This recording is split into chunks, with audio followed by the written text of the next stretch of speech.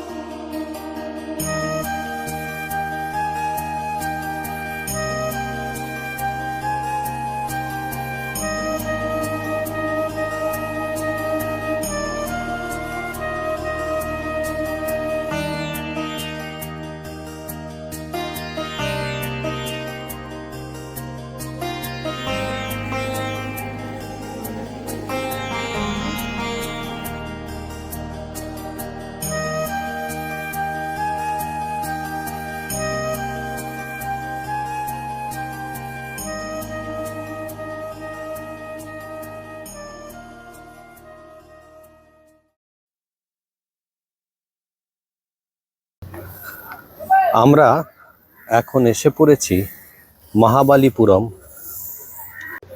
এখন এর নাম হয়েছে মামাল্লাপুরম, যেরকম পন্ডিচারি থেকে পুদুচারি সেরকম। তো এই মহাবালিপুরমের একটা ঐতিহাসিক পটভূমিকা আছে। সেই পল্লব রাজাদের আমলে 4th to 9th সেঞ্চুরি এটা ছিল কিন্তু একটা বন্দর, বেশ সে সময়তে প্রচলিত এবং বেশ খুবই এখানে এনগেজড থাকতো লোকেরা এবং প্রচুর ব্যবসা বাণিজ্য হতো এবং সেই হিসেবেই মহাবালিপুরমের কিন্তু একটা প্রসিদ্ধি ঘটে। খ্রিস্টপূর্ব 7ম শতকে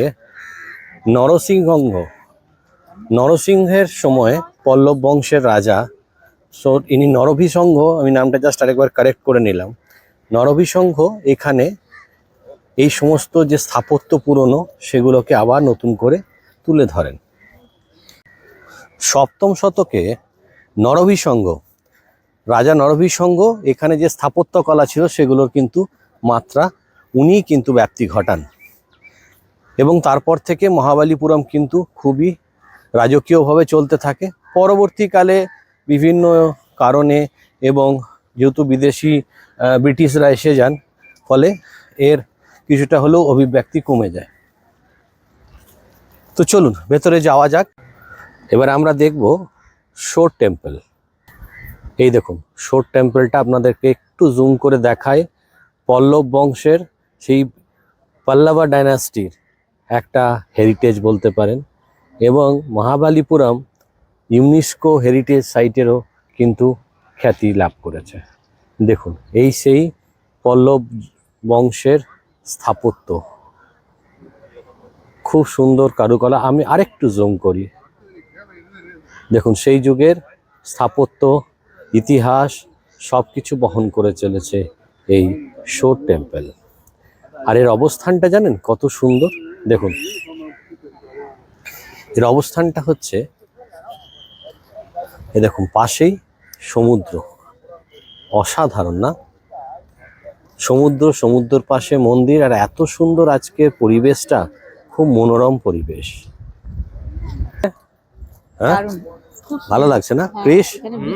দারুণ এনজয় করছি না, খুব সুন্দর একটা হিস্টোরিক্যাল সাইট, ওয়েদারটাও ভালো, এটাও সুন্দর। অনেক ফরেনারও রয়েছে দেখলাম। জাস্ট সমুদ্রটা দেখুন, অনবদ্য, দারুণ লাগছে। বাট যেহেতু পূর্ণিমা রয়েছে সেহেতু কিন্তু বেশ উত্তাল, হাইটাইড চলছে। এখানে আবার এশিয়ান সার্ফিং চ্যাম্পিয়নশিপ চলছে। এই যে ওদের কোরিয়ার পতাকা হাতে এনারা সার্ফিংয়ে জয়েন করেছেন। খুব সুন্দর পরিবেশ।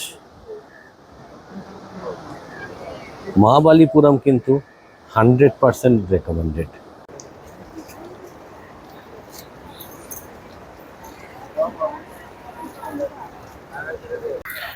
চলুন এরপরে আপনাদেরকে একটু মন্দিরটা কাছ থেকে দেখাই। সেই পাল বংশের পাল রাজত্বকালে সেই যুগের স্থাপত্যকলা, শোর টেম্পল।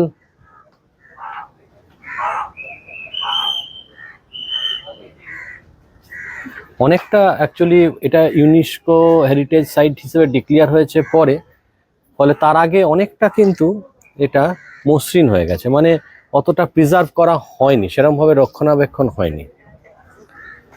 চলুন ওই দিকটা একটু ফ্রন্টের দিকটা দিয়ে যাই দেখি। ভেতরে একটা মূর্তির মতো রয়েছে, মনে হয় লর্ড ভেঙ্কটেশ্বরের, যদ্দূর মনে হচ্ছে, মানে শিবার আরাধনাতে রয়েছে। সবাই অ্যাকচুয়ালি শিবারই এখানে উপযাজক।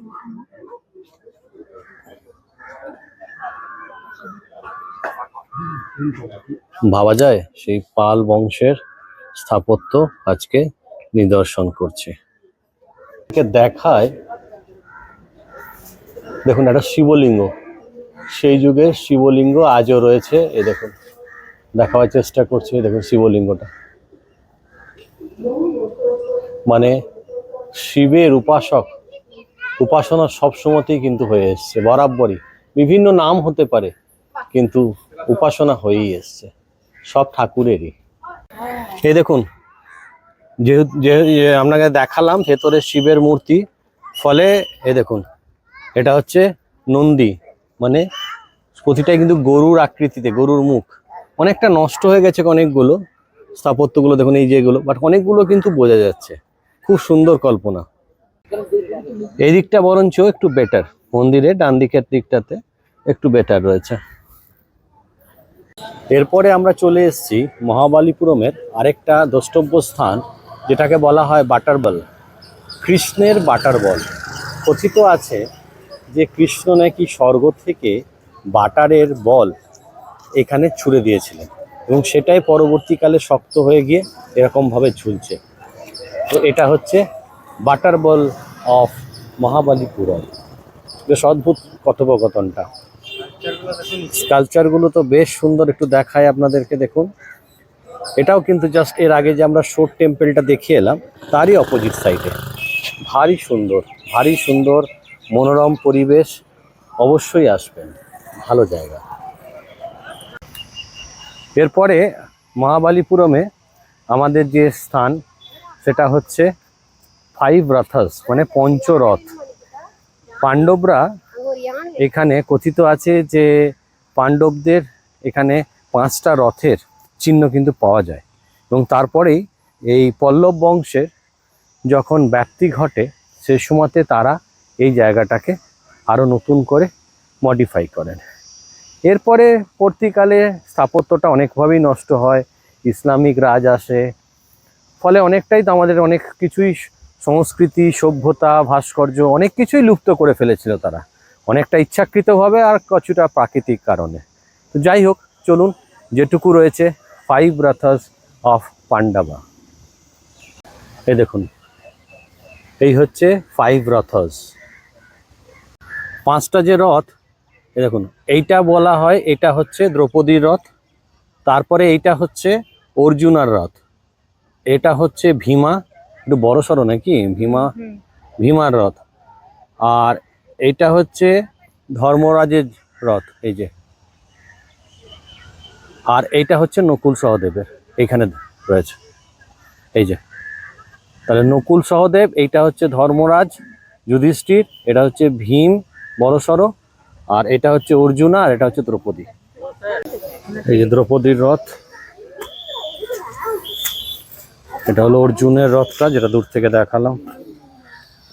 এই হচ্ছে ভীমের রথ, সবচেয়ে বড়, শক্তিশালী।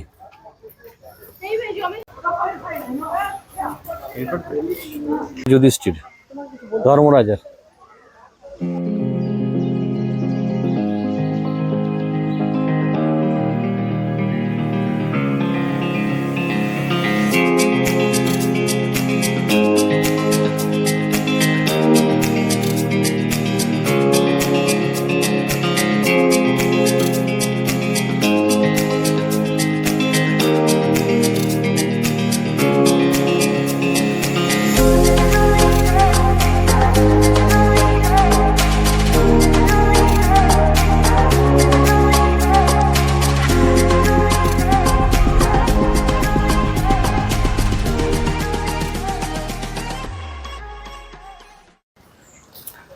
আমরা এসে পৌঁছেছি আরুভিল, পন্ডিচেরি থেকে 12 কিলোমিটার আগে। ইনফ্যাক্ট পন্ডিচেরির মধ্যে বলতে পারেন, বাট পন্ডিচেরি যে মেন শহর তার থেকে 12 কিলোমিটার আগে আরুভিল বলে হাইওয়ে থেকে 10 কিলোমিটার ভেতরে ঢুকে যে জায়গাটি, সেটা কিন্তু এক কথাতে অনবদ্য, অসাধারণ, শান্ত পরিবেশ। এখানে মাতৃমন্দির রয়েছে। মাতৃমন্দির মানে আমি যাব যে জায়গাটা হচ্ছে মেডিটেশন সেন্টার। ভেতরটা হয়তো আমি ক্যাপচার করতে পারবো না, এটা হলো জাস্ট ম্যাপটা। আমি হয়তো পুরোটা বাইরে থেকে দেখতে পাবো। মেডিটেশনের জন্য লোকে এখানে আগে স্লট বুক করতে হয়, সেক্ষেত্রে 2-3 ঘন্টা লাগে। খুব সুন্দর, ওখানে কিন্তু ব্যবস্থাপনা রয়েছে, ফ্রিতে গেট পাস পাওয়া যায়। আপনারা ইনফরমেশন সেন্টারে ওখানে এসে গেট পাস নিয়ে ফ্রিতে, এন্ট্রি পাস নিয়ে, বাসও আছে, হেঁটেও আসা যায়। তো আমরা বাস ট্রাভেল করেছি 1.5 কিলোমিটার। আসার পরে ড্রপিং পয়েন্ট থেকে সামান্য একটু হেঁটে গেলে পরেই আপনি বাইরে থেকে যে মেডিটেশন সেন্টার, ভেতরে মাতৃ মন্দির, সেই গ্লোবটা আমরা কিন্তু দেখতে যাচ্ছি। চলুন, সঙ্গে থাকুন।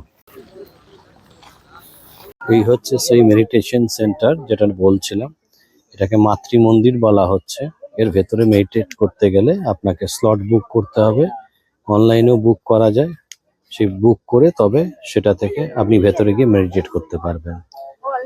বোধহয় যেটুকু আমি জেনেছি অসাধারণ অভিজ্ঞতা, তো সেই অভিজ্ঞতা আমার আজকে আর হলো না। নেক্সট টাইম যদি আসি অবভিয়াসলি চেষ্টা করবো, আজকে সময়ের অভাবে আর করতে পারছি না, বাট আপনাদেরকে দেখালাম। এই হচ্ছে মেডিটেশন সেন্টার অ্যাট আরুভিল। আমরা এবারে পন্ডিচেরির মূল জায়গায় প্রবেশ করেছি। এটা হচ্ছে অরবিন্দ আশ্রম যে স্ট্রিট, সেখানে। এবং এখানে গণেশজিরও মন্দির রয়েছে। এটা হচ্ছে, দেখুন স্ট্রিটটা আমি দেখাই। এখানে ভেতরে খুবই নিস্তব্ধতা। আপনাকে ঢোকার সময়তে অবশ্যই মোবাইল আমাদের বন্ধ করে দিল। এবারে আমরা এলাম অরবিন্দ আশ্রমের ঠিক পাশেই, ঋষি অরবিন্দ আশ্রমের ঠিক পাশেই মানাকুলা বিনায়গার দেবস্থানম, মানে এক কথায় বলতে গেলে গণেশজির মন্দির। এ দেখুন মাথাতে অনেকগুলো গণেশজি রয়েছেন, এই যে দেখায়, এটা গণেশজির মন্দির। এটা হচ্ছে জায়গাটা। অ্যাকচুয়ালি এই জায়গাটা খুব সুন্দর। মানুষজনের ভিড় থাকলেও কিন্তু খুব যে আলো আওয়াজ রয়েছে তা কিন্তু নয়। এবং আশ্রমের ওই জায়গাটা তো একদম নিস্তব্ধ, মেডিটেশনের জন্য খুবই আদর্শ। সো বন্ধুরা, আমরা এখন চলে এসেছি পন্ডিচেরিতে। পন্ডিচেরির এটা পেছন দিকে যে রোডটা দেখা যাচ্ছে, এই রোডটার জাস্ট পাশেই হচ্ছে শ্রী অরবিন্দের আশ্রম, যেটা আমরা একটু আগে দর্শন করে এলাম। অ্যাকচুয়ালি খুব সাইলেন্ট প্লেসটা, এখানে প্রচণ্ডভাবে সাইলেন্স মেনটেন করা হয়। এছাড়া এই যে রোডটা, এটার নাম হচ্ছে যে লা ডি লাউরিস্টন। আমার উচ্চারণ করতে একটু অসুবিধা হচ্ছে, অ্যাকচুয়ালি ঠিক ধরেছেন, এটা হচ্ছে অ্যাকচুয়ালি ফ্রেঞ্চ কলোনি। আপনি যদি দেখেন এই যে ওভারঅল যে পন্ডিচেরি বা পুদুচেরি, সময়ের বিশেষে এর অনেক রকম চেঞ্জেস হয়েই এসে। ম্যাটারটা হচ্ছে যে 1673 খ্রিস্টাব্দে, 1673 খ্রিস্টাব্দে এইটা কিন্তু বিশেষভাবে যখন সে সময়তে পাল বংশ, যেটা আমরা দেখে থাকি, পাল বংশ, চোলা বংশ, এছাড়া এদের যে ডাইনাস্টিগুলো ছিল, এবং এটা পান্ডিয়া ডাইনাস্টিরও অংশ ছিল। পরবর্তীকালে এটা 1673 সালে এখানে ফ্রান্সের থেকে ওনারা এসে এখানে উপনিবেশ গঠন করেন। এবং তার থেকে এখানেও আজ অবধি কিন্তু ফ্রেঞ্চ কলোনি অনেক রকম ছাপ রয়েছে। এরপরে সব জায়গায় ব্রিটিশরা যেরকম থাবা বসিয়েছে, এর ওপরেও সেটাও এখানেও পড়েছিল। এবং তার ফলে যে অ্যাংলো ফ্রেঞ্চ যে রিভলিউশন হয়, তাতে অনেক কিছু ধ্বংস হয়ে থাকে, কিন্তু ফ্রেঞ্চদের যে এখানে যে তার প্রভাব, সেটা আজও রয়েছে। এবং আক্ষরিকভাবে 1954 সালে 1954-এ এটা ভারতবর্ষের অঙ্গ হয়, এবং আজকে এটা ইউনিয়ন টেরিটরি। সে নাম পন্ডিচেরি হোক বা Puducherry, it is a part of India under the central government union territory.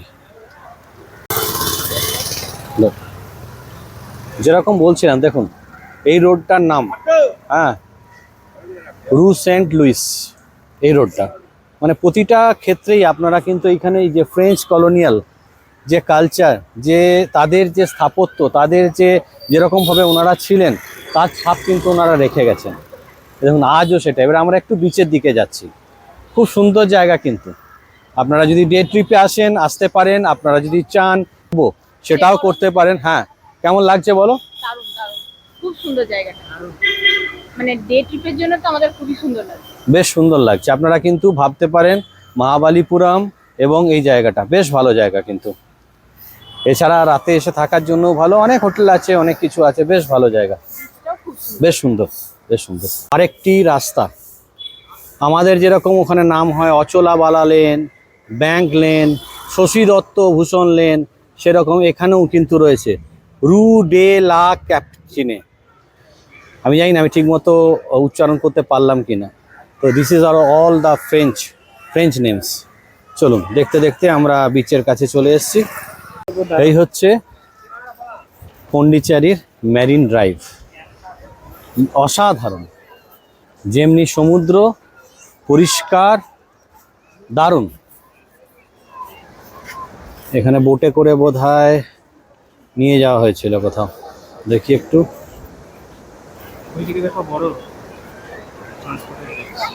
আর এইদিকেও আরেকটা রয়েছে, এটা না, এটা হ্যাঁ, এটাতে মনে হচ্ছে এটা কোনো ক্যারিয়ার প্রবাবলি। সামগ্রিক ছবিটা সেটা হচ্ছে এরকম। এ দেখুন, দারুণ কিন্তু। হ্যাঁ, খুব সুন্দর, পরিষ্কার। হ্যাঁ, বেশ ভালো লাগছে কিন্তু। ক্রিস স্টেপস দিয়েছে, ওই দিক দিয়ে উঠলে ভালো হয়। ঠিক আছে, আমরা ওই দিক দিয়ে যাই, তুই ওই দিক দিয়ে আয়। চলো একটু হেঁটেই যাওয়া যাক। খুব সুন্দর কিন্তু বিচটা, চলুন একটু যাই।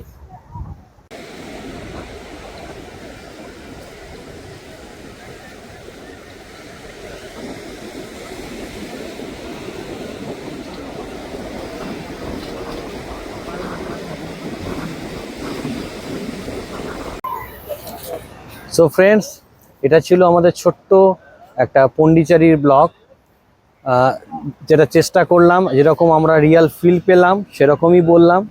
যেটা ভালো লেগেছে সেটা বলেছি, যে জায়গা অসুবিধা ছিল সেটাও বলেছি। আশা করি আপনাদের কিছুটা হলেও উপকারে লাগবে। আর আমাদের চ্যানেল ওয়ে অফ লিভিং আপনাদের যদি ভালো লেগে থাকে এই পর্বটা, অবশ্যই সাবস্ক্রাইব করে দেবেন দেখার আগে, আর বেল আইকনটা টিপে দেবেন। চলুন, আমি কৌশিক, আমি স্নিগ্ধা। সঙ্গে সিকদা, আমি ক্রিস। আর Chris. He is the mastermind of all the blogs. এর জন্যই আপনারা দেখতে পান। তো ক্রিসের জন্য এবং আমাদের ওয়ে অফ লিভিং এর পরিবারের জন্য প্লিজ সাবস্ক্রাইব করুন। আপনারা সাবস্ক্রাইব করলে আমাদের চলতে একটু সুবিধা হবে। চলুন, আবার অন্য ব্লগে দেখা হবে। ভালো থাকবেন, টেক কেয়ার।